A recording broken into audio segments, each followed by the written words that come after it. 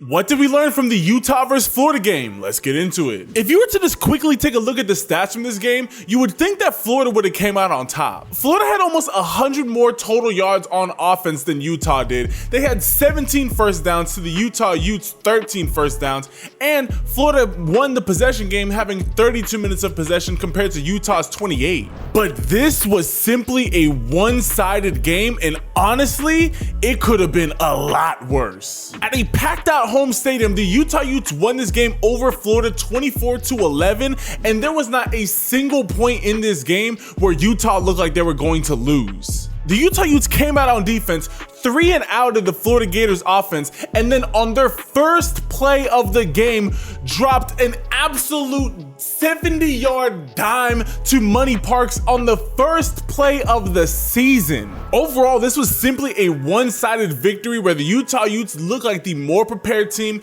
the more disciplined team compared to the Florida Gators. But now let's further examine both teams' play on the field, and we're first off going to be starting off with the Florida Gators and the good and bad that we saw on the field. To start off, I have to shoot the Florida Gators a little bit of bail.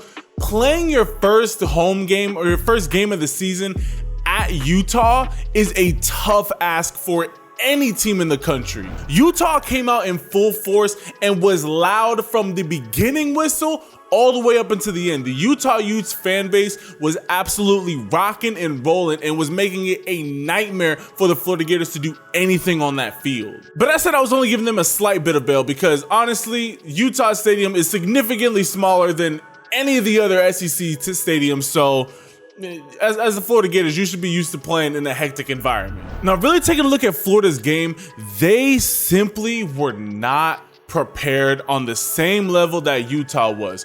Florida had significantly more penalties, and not just more penalties, but more costly penalties in very, very key situations. Florida had 9 penalties for 45 total yards in comparisons to the Utah's 5 penalties for 37 yards. However, most of Utah's penalties were, just false starts, 5 yards. Obviously, you don't like penalties, but it's cool. Florida's, it seemed like every single time that they were giving up a penalty, it was completely stalling out an offensive drive. It was giving the ball back to Utah. It was just the most inopportune times where Florida really needed to lock in and step up. They were shooting themselves in the foot. I mean, Florida got a penalty that I've never seen before. Having 2 players on the field with the same number gave Utah the ball back. Really think about how crazy that is. You have 2 players on the field with the same number, and because of that, you get a penalty giving Utah the ball back. But now taking a look into some of the player stats, Graham Mertz, transferred from Wisconsin, had a okay game. Graham Mertz was 31 for 44 in this game, throwing for 333 yards for 1 touchdown to 1 interception. In this game, it just never really seemed like Graham Mertz was able to just fully get comfortable back in the pocket. Obviously, when you have Utah's whole defensive line breathing down your neck every play, it kind of is hard to do so. But like I was saying earlier about the penalties, early in the first quarter, Graham Mertz, after Utah went and just scored immediately on their first play of the season, Graham Mertz came out there and he was looking good. He was making his throws, he was checking it down to the right receivers, but then as soon as they started to get into the red zone, boom, false start. Boom, false start. Just completely took them out of that drive, completely killed all momentum of that drive, and they had to end up settling for a field goal on that drive.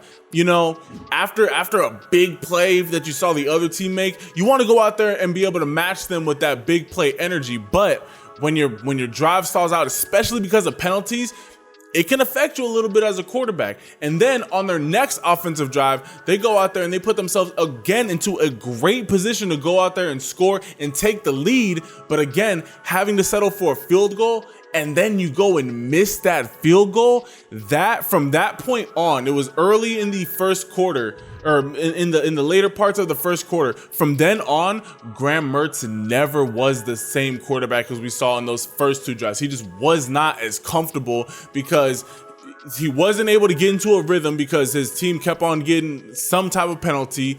His playmakers weren't really making plays for him. Florida's running game was non-existent in this game. For the entire game, Florida averaged 0.6 rushing yards an attempt. They didn't even get a whole yard per attempt. That's more of a testament to how phenomenal Utah's defensive line played. But we're not talking about Utah yet. We're still focusing on Florida. Florida was not able to establish the run game. Trevor Etienne was their leading rusher, having seven carries for 25 yards. Again, that's just simply not going to get it done. Not only was Florida not able to establish the run, they didn't even go there. It was immediately just on the back of Graham Mertz, where it's like, hey, we're living and dying by the quarterback play. And when a team, especially a team that has as good of a defense as Utah, when they know that you're not going to be running the ball, it's easy for them. They know how to cover your guys. They know when to throw. Oh, okay, bet we don't have to worry about the run. All right, let's send blitzes out there, and it's all gonna be good. Florida simply did not look prepared for this game. They looked overwhelmed in the situation. It looked like they were playing a week 1 game and Utah was playing closer to a week 3, week 4 game. The only other player that you could really point out on Florida's team that really stood out was wide receiver Ricky Pearsall, who had 8 catches for 92 yards. However, he also was a part of Graham Mertz's 1 interception. Pretty much it was just a miscommunication, a missed timing throw where Ricky's coming out of his break and it just wasn't timed up with the quarterback. The ball gets tipped up, Utah comes down with the ball.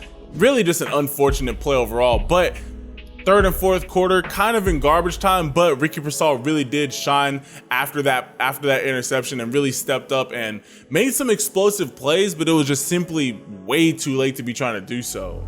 And another factor that I want to focus on for the Florida Gators, specifically talking about their offense, we'll talk about their defense here in a second. They have a very new offensive line. I believe that they said that this was the first game that all 5 of these guys as a unit were playing together. You have some young guys, you have some players from the transfer portal. There just isn't that cohesiveness. Florida you have a transfer quarterback and you have a brand new offensive line. It's going to be a little bit tougher to get things going compared to a Utah team that already has most of their pieces already set in stone from last year. So you can, as a Florida Gator fan, have a little bit more hope, because as the season goes on, Graham Mertz is going to get more and more comfortable in that offense and find more targets. Eugene Wilson is looking to be a potential breakout star as a true freshman. That offensive line is going to come together, but going up against Utah was just consistently able to get into the backfield. Florida was just simply outclassed, honestly. On the offensive side of the ball, they were just letting way too much stuff get past them. Hopefully that unit continues to get better throughout the season, but as of right now, Florida has a very, very shaky offensive line. And they gave up 5 sacks in this game, and it was constant pressure on Graham Mertz. Again, he was not able to just stand back in the pocket and just make a clean pass. He was constantly having to move around or get the ball out quickly because he just had somebody in his face the entire game. And the last thing that I want to touch on talking about the Florida Gators before we move on to Utah is that Florida, which we all knew that their defensive line was going to be one of the best in the SEC. They have a lot of depth on that defensive line. They have a lot of explosiveness, a lot of speed, a lot of power, but they do not have that consistency. Florida had 4 tackles for loss in this game, but most of them happened early on in the first half of this game.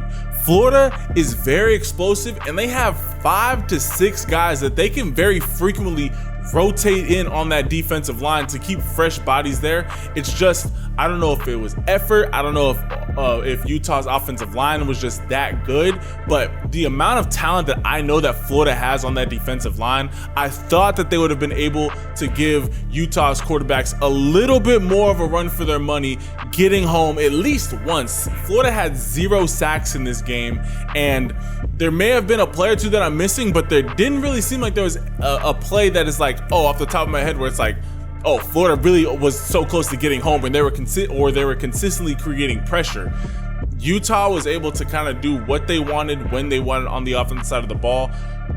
Florida has a great chance of having one of the better defensive lines in the SEC, but they need that consistency. They need their players to keep on going hard 100% of the time, because there was a couple plays where, hey, they had some guys screaming off the edge. They just weren't able to get home, or the quarterbacks were already gone by then. So that is an area that really the offensive and defensive line, how are they going to develop going throughout this year? On the offensive side of the ball, you got a bunch of new guys who need to become a unit. On the defensive side of the ball, you got a bunch of guys. It's who's going to be that guy that really steps up and draws that double team that allows everybody else to get home. In conclusion of talking about Florida, you played a week 1 game and you played a very, very tough opponent. I commend any team that comes out week 1 and plays a tougher opponent. Florida going into Utah, I commend them for it, but they did not look ready. They still look like they were in some type of preseason. It just looked like, anytime that you see teams coming out there getting a bunch of false starts, I know that you're in a loud environment, but you practice for those things. Just miscommunication with the wide receivers and the quarterbacks, not being able to establish the run. A lot of the things that you would expect from a team that is very early on in the season, Florida showed. So Florida, you need to go out there. I believe that you have a quarterback that you can build on. I believe that you have the pieces. It's really just how are these guys going to develop? Are they going to come together as a team? You really need that offensive line to be able to give Graham Mertz a little bit more time to get it out to your playmakers, and you need that defensive line to be more consistent. If you get those things right, Florida could have a very successful year. If they don't, I'm not gonna lie, it could be a very rough one. And now switching over to Utah. Utah came out at home and balled out. Now, Utah's star quarterback Cameron Rising did not play in this game as he is still recovering from his ACL injury from last year's bowl game. However, Utah's backup quarterbacks in Bryson Barnes and Nate Johnson, they came out there and put on a show. However, that is the first thing that I want to talk about is Utah's 2 quarterbacks that they used throughout this game. Like I said earlier on in the video, Utah came out and with Bryson Barnes, he dropped a 70-yard bomb to Money Parks on the first play of the game, or the first play that Utah had on offense. I thought that it was gonna just be a lock that Bryson Barnes was gonna play the entire game. However, Nate Johnson came in and was getting more reps than I thought that he should have. In this game, Bryson Barnes went 12 for 18, throwing for 158 yards and 1 touchdown, and had 3 carries for 11 yards and 1 touchdown, whereas Nate Johnson went 3 for 4, throwing for only 6 yards, but had 6 carries for 45 yards and a touchdown and led Utah in rushing. Now, obviously, you're talking about 2 completely different play styles. Bryson Barnes is your more traditional step back, throw it quarterback, and obviously Nate Johnson is your dual threat guy that can get it done. However, if Nate Johnson, if you have specific packages for Nate Johnson to be playing in once Cameron Rising comes back, then I potentially understand the amount that you are using him. But if you're not planning on making Nate Johnson a significant part of this offense when Cameron Rising comes back, I get it, but I don't get it. Utah, at any moment in this game, Florida could have woken up and really started pushing Utah, because, I mean, Utah didn't score after the 3rd quarter. Like, they got most of their work done in the first 3 quarters of the game. If Florida would have woken up and they would have made this game close, I genuinely believe it was because Utah was trying to do this whole 2 quarterback system thing. I think that Bryson Barnes would have just been a lot better if you just let him play the entire game. I know that you're trying to figure out what you have in freshman quarterback Nate Johnson, and getting him up at home. I love the play calls that they had with him. I mean, his touchdown run was absolutely electric. Obviously, everybody's gonna say mini Lamar Jackson. It was just a great run. He had a nice jump cut, but he doesn't have that explosiveness or that twitch that Lamar Jackson does. But he's fast. Don't get me wrong, the kid is fast. But if you're not planning on starting him on a significant number of plays, I just don't know why you're risking injuring both of your quarterbacks. Let Bryson Barnes go out there. You already saw what he could do last year versus Washington State. Did a great job of leading them to a win in that game. I just thought, why not just let him stay in the game? I just think that you're hurting the confidence of both of your quarterbacks, because Bryson Barnes, he already knows that he's going to be backing up Cameron Rising, because he's like, hey, like, Cameron Rising, obviously this is his team. let him go out there and build up his confidence. But hey, you know, I only have a couple of games before he comes back. Let me show what I can do. Let me go out here and ball out. But when you're constantly taking him in and out for the freshman, at the end of the day, Bryson Barnes is going to be the guy that if Cameron Rising takes longer to heal than you expected, Bryson Barnes is going to be your QB1. Let him get those QB1 reps. Nate Johnson, he's just starting off his college career. You have plenty of time to develop him. They just kept going back and forth between quarterback play. I personally didn't like it because like the saying goes, if you have two quarterbacks, you really have none. Like you need your number one definitive quarterback. And if they would have maybe had 5 to 8 plays where you had Nate Johnson out there, that's one thing. I believe Nate Johnson had closer to 20 plays that he was in, 20 to 30 plays.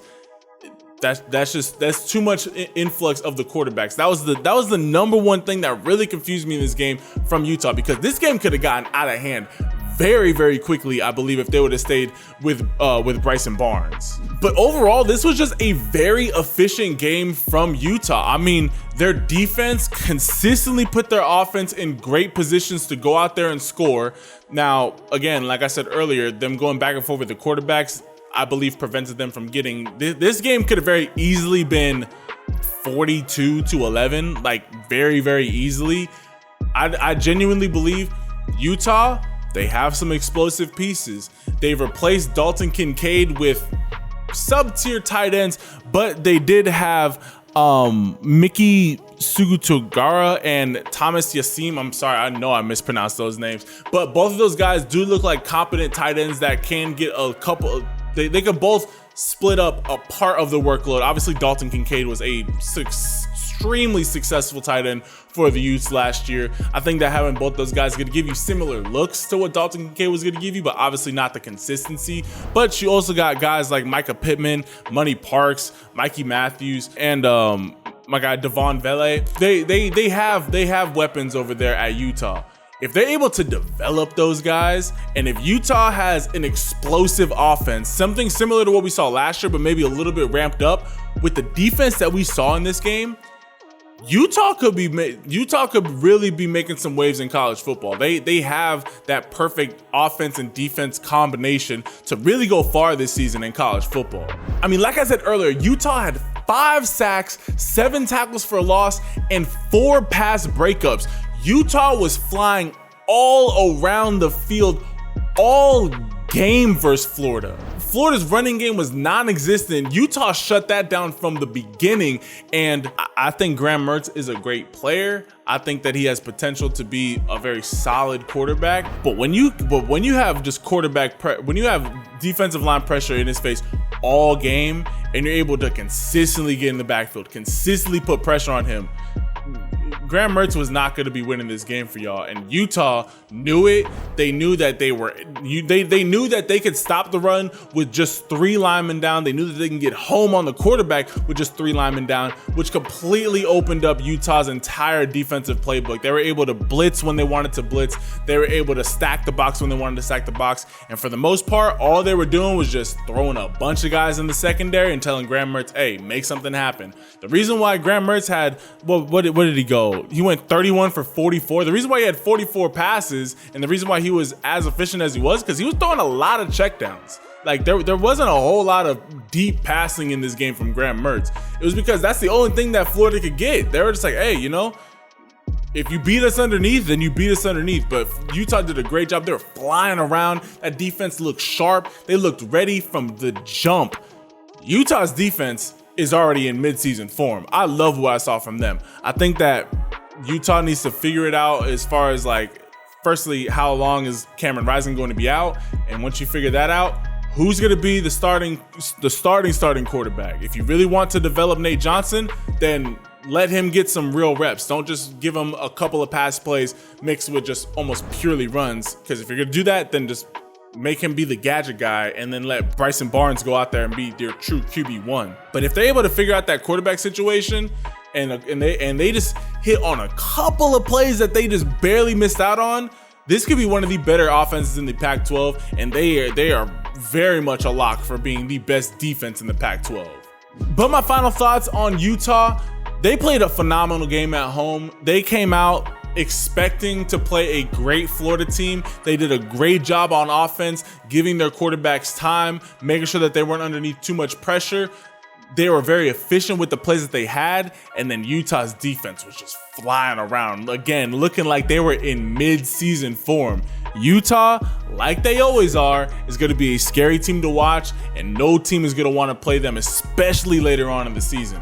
Keep an eye out on Utah, because Utah, they're here to stay. They're doing a better job at recruiting. They're getting more and more players from the transfer portal. Utah is looking to be staying there. I love what they're doing over there. So my number one suggestion for both teams going into next week, Florida, you definitely need to secure that offensive line. If you're gonna trust in Graham Mertz to be the one to lead this offense, then you definitely need to give him some more time and let him just get comfortable in the backfield. So that offensive line needs to secure itself up some more. And Utah, same thing with the quarterbacks. Figure out who you're going with. Are you gonna stick with Bryson Barnes, who's already shown that he can play at the college level and play well, or are you going to go with the freshman Nate Johnson? Either way, I think that you have a lot of upside with both players. I personally like Bryson Barnes a little bit more. Pick one of those guys and ride with them until Cameron Rising comes back, and I think that you're going to do just fine. But I want to hear from all y'all. Comment down below, what are your thoughts and what did you learn from last night's Utah Utes versus Florida Gators game? I would love to hear your guys' thoughts and comments down below. Leave this video a like and hit that subscribe button and turn your notifications. This What Did We Learn series is going to be going on all football season long. We're going to be breaking down all of the top matchups this season. The next big one that we're going to be looking at is that TCU versus Colorado game. That is going to be an exciting one to look out for. So hit that subscribe button, comment down below any games in particular that you guys want me to take a look at, and I will be sure to do a What Did We Learn on it. I love and appreciate all y'all. Hope that you have a super blessed rest of your day, and I will catch you guys in the next video. Ciao.